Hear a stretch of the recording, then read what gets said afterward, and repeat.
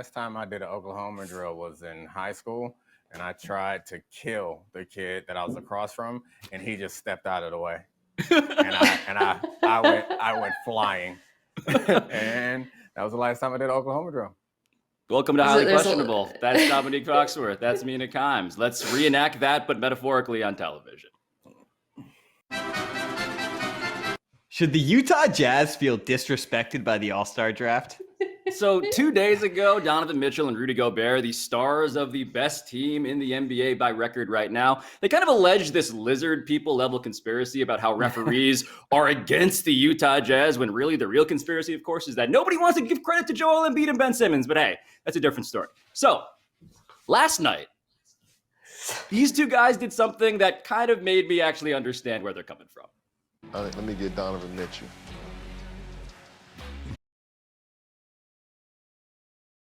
We never played with Utah. Even as great as Karl Malone and John Stockton was, we would have never picked those guys in video games. Never.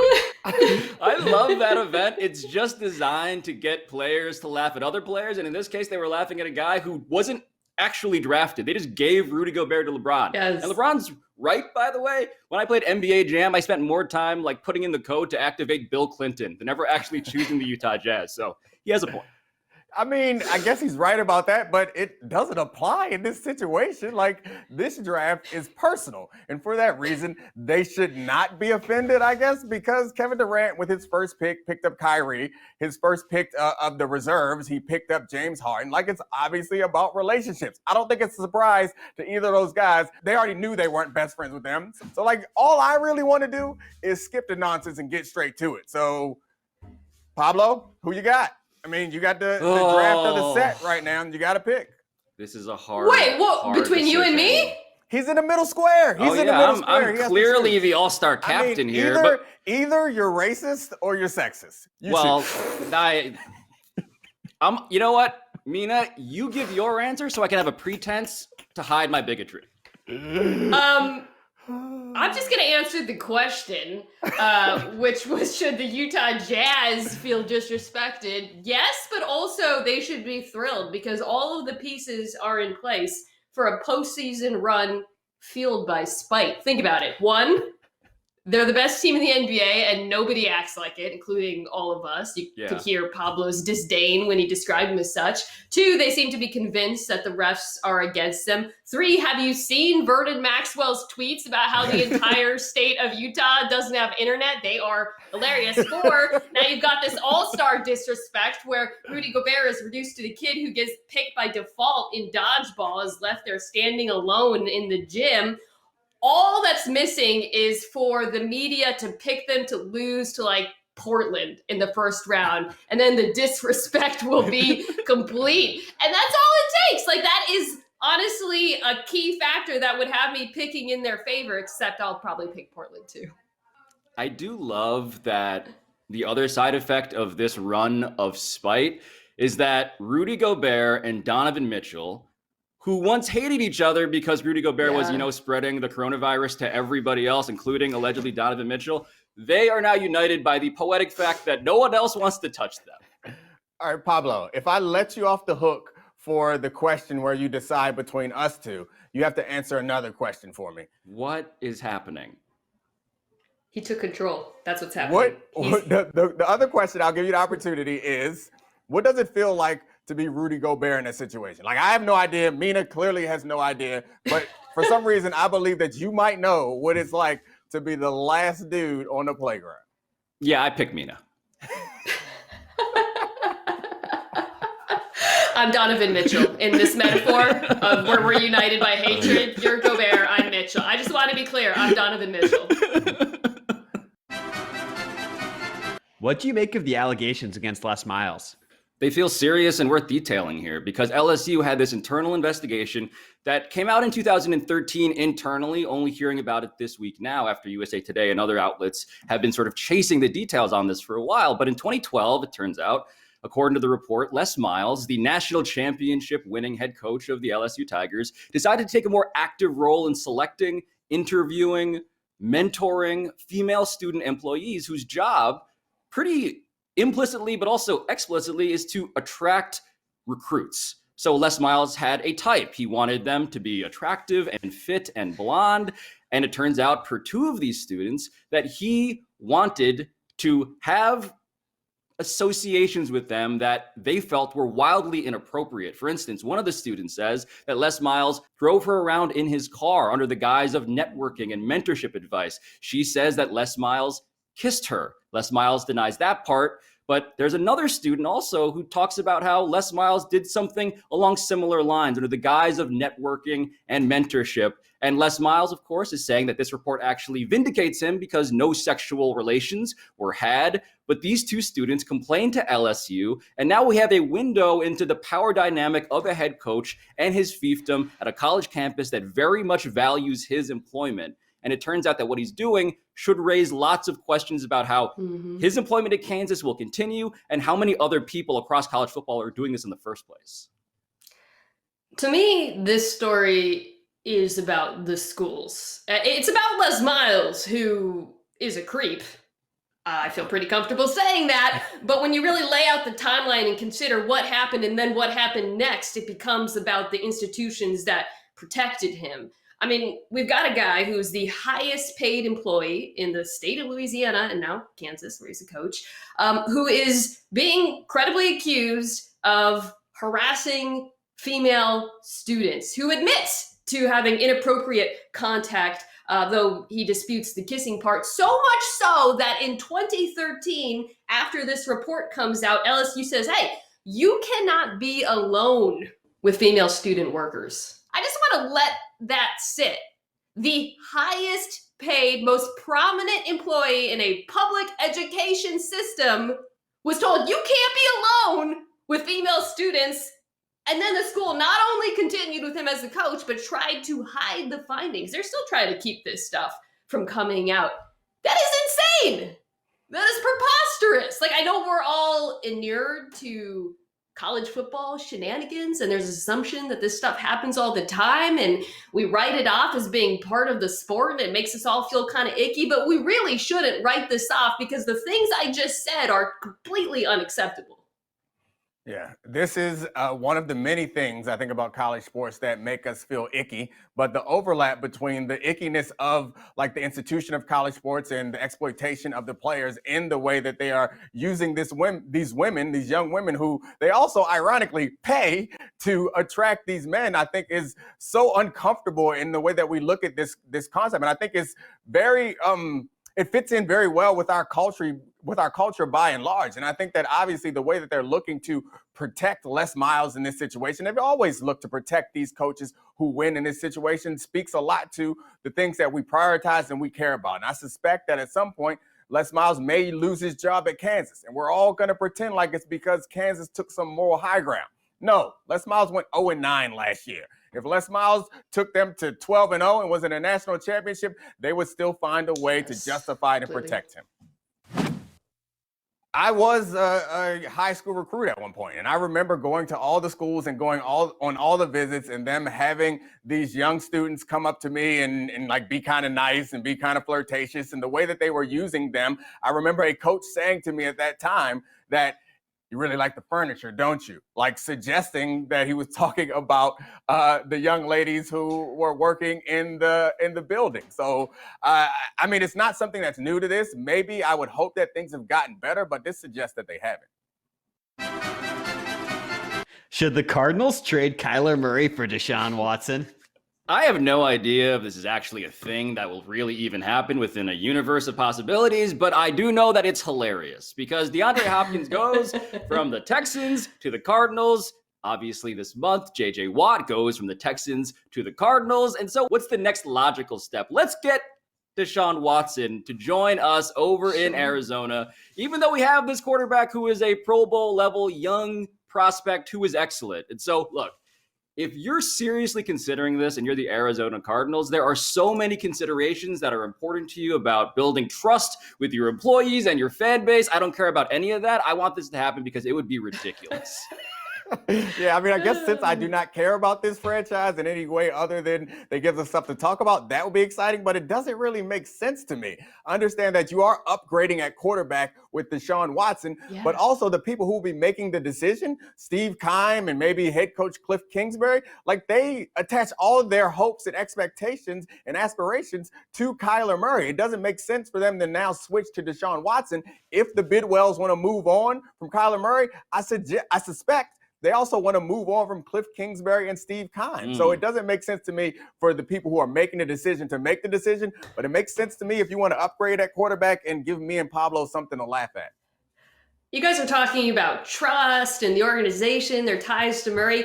I'm old enough to remember when this front office tweeted, Josh is our guy about Josh Rosen, then went out and drafted Kyler Murray. Like, this would suck for Kyler, but Kyler, you were the second wife, man. Like, once a cheater, always a cheater. I'd do it if I'm Arizona. This is an upgrade at quarterback, like Pablo said. You got Hopkins and Watt, might as well get the whole set. There are so few opportunities in the NFL to go from a great quarterback to a really great quarterback. And if that opportunity presents itself, you take it. To be clear, that opportunity has not presented itself, other than some wild speculation. Like, no one with any real legitimacy is proffering this as something that could really actually happen. Like, this is called NFL offseason nonsense that we must fill up this show with and other shows. I just got to an aggregation website that somehow got access to our taping, and they just tweeted, Kyler Murray for Deshaun Watson, source. Mina, Pablo, and Domonique Foxworth. So it's out there. It's out there. Wow. That would have been so good if you did not deliver it with such a lack of confidence. Like, at the end, it was so like I was leaning forward like, this is gonna be a good joke. We can end the segment on this, and then you stumbled and petered out towards the Domonique. No, what you don't realize, Domonique, is that Mina is reflecting my new request to only be referred to by my first name on all media citations. She did. I didn't even notice that. She gave our full name and then called you Pablo like you Prince or something. Yeah, that's right. Let me walk you through my process here. Dominique's like poo-pooing the idea as being fake. And one part of my brain is like, here's the joke, aggregation website, but my mouth is over here. And like, they didn't really meet. Oh, Mina, why'd you explain that to us? We watched it. What you're saying is that your brain didn't communicate well with your mouth. Up next on HQ. I went through the draft process. They asked me who was the best receiver I played against. I thought of the best game I had. And I was like, you know what? The best receiver I played against was... Fight on ESPNplus.com/PPV. Do you question if this says more about Mac Jones or Tua? So I'm glad we have a very real football debate here, because everybody is asking, why are two teammates now like somehow in opposition to each other, even though they were teammates and there is no actual opposition between them? Let's watch. Article last week that said when Devontae Smith was in Mobile and he was talking to all the teams, someone asked him, hey, who'd you prefer, Tua or Mac? And he allegedly went, oh, Mac. Can I ask you the same question? Andrew, I like Mac Jones sassy. too. I like Mac Jones. Just my preference. Didn't beat around the bush both there. Great quarterbacks, but I love Mac. He was the guy that I came in with, and from day one, we was on the third team together, and we worked our way up. Mac. So Tua is being dragged into a conversation to be dragged by the participants in the conversation simply because I think in Devontae Smith and Jalen Waddle, you have two guys who are basically just giving credit to the guy who's just about to get them super paid and also the guy who's about to be chosen by an NFL team. Yeah. So that would be the logic here. But if I'm Tua, I am feeling pretty hurt that this is now a debate. Is it a debate? I don't think it's a debate. I don't think it's a thing. I'm going to continue being honest with our audience about this. So, of course, Devontae Smith picks Mac. He just won the Heisman. And, of course, everyone who's going through this process lies. Like, I went through the draft process. They asked me who was the best receiver I played against. I thought of the best game I had. And I was like, you know what? The best receiver I played against was at the Citadel. Go check that out. Like, the Citadel, he says. It pays them no no value by saying, you know what? I go with Tua. It doesn't help out Tua. It doesn't help out them. It doesn't help out Mac. All you do in this situation is boost your teammates. Who's the best receiver you ever played against? My best friend, Steve Suter, who I practice against every day, and you didn't even have on your draft seat. Look him up. Coaches, draft them. Like, that's what I did during the process. So this is all nonsense. I think you're right. I think this is all about the impending draft, and also recency bias is playing a major role. Similarly, for example, if I was asked after this taping, Mina, who do you like doing highly questionable with better, Pablo Torre or Domonique Foxworth? I would say Pablo Torre because Dominique's been kind of mean to me today. Thank you. I agree. I don't know. I would say Pablo too because I don't need the help. Wow.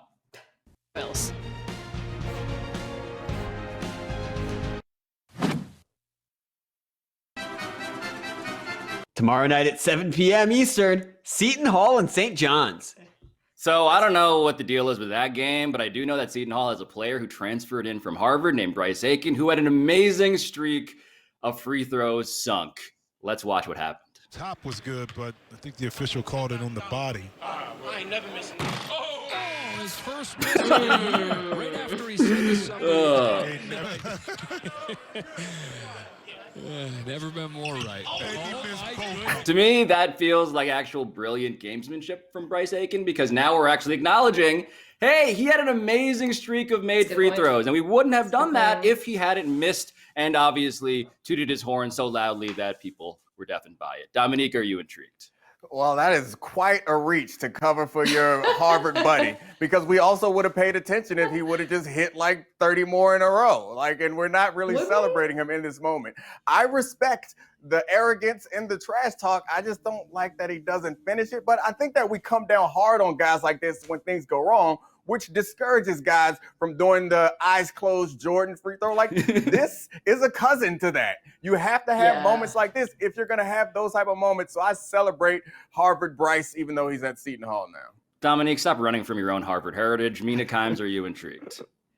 Not intrigued by the basketball. I am intrigued by the fact that minutes ago, Pablo made fun of JJ Watt for ignoring his social media feedback, and then immediately went on to cite Harvard, to actually use the phrase Harvard heritage in the next segment. Heritage, not hate. Sunday at 4 p.m. Eastern, Texas Tech and Baylor.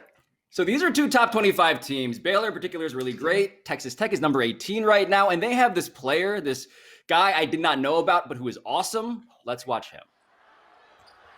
Against Iowa State, his name is Ty Larson, and he's the guy on the floor taking that charge.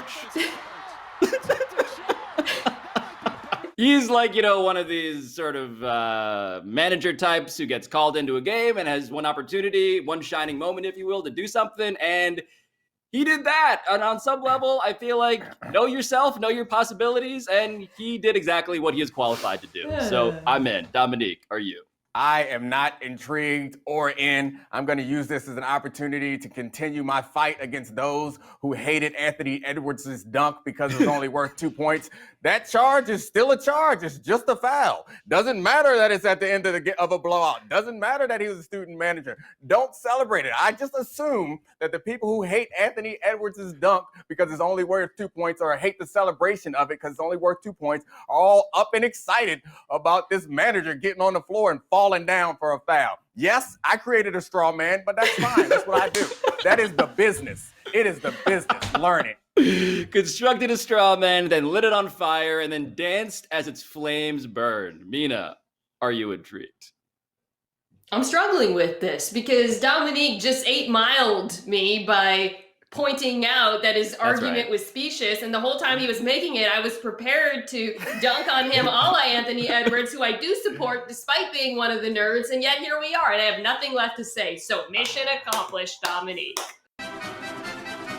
It is Friday afternoon. This has been highly questionable. That is Domonique Foxworth. He is a wildly talented, handsome man that I would take number 2 in a draft of HQ panelists, right behind Mina Kimes, who is, she's good. It's awkward now. Oh, man. Yeah. You really painted yourself into a corner. I wanted to there At least I wouldn't be both taking of number you. 3. Clearly we know who's getting taken number 3.